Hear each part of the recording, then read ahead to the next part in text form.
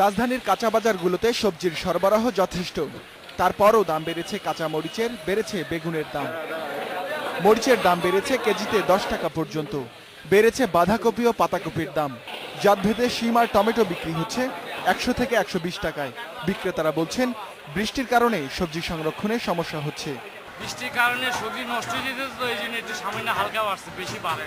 সিম এখন নতুন আসে, তো নতুন সিম এখন হলো 120 টাকা কেজি। মাংসের দামে তেমন পরিবর্তন নেই। বিক্রেতারা বলছেন ইলিশের দাম কিছুটা কমেছে। ডিমওয়ালা মা মাছের সরবরাহ বেশ। দাম মোটামুটি এখন সীমিত এবং ইলিশের দাম কম। রুই কাতল সীমিতের ভিতরে আছে ভাই, রুই কাতলের দাম না। কেজি প্রতি 5 টাকা পর্যন্ত কমেছে চিনির দাম, বেড়েছে রসুনের দাম।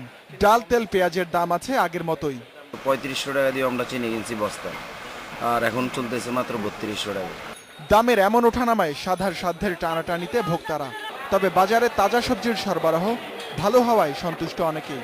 কোনো না কোনো অজুহাত নিয়ে সবসময় দাম বাড়ে, কখনো বন্যা, কখনো বৃষ্টি, কখনো হরতাল, আদার্স। শুক্রবার দিন হলো জিনিসের আমদানিটা ভালো এবং ফ্রেশ থাকে, ভেজিটেবল বলেন, মাছ বলেন, সবকিছুই। দাম নিয়ন্ত্রণে অন্তত প্রতি শুক্রবারে বাজার তদারকি করা প্রয়োজন বলে মনে করছে ক্রেতারা। Ruhul Amin, independent news, Dhaka.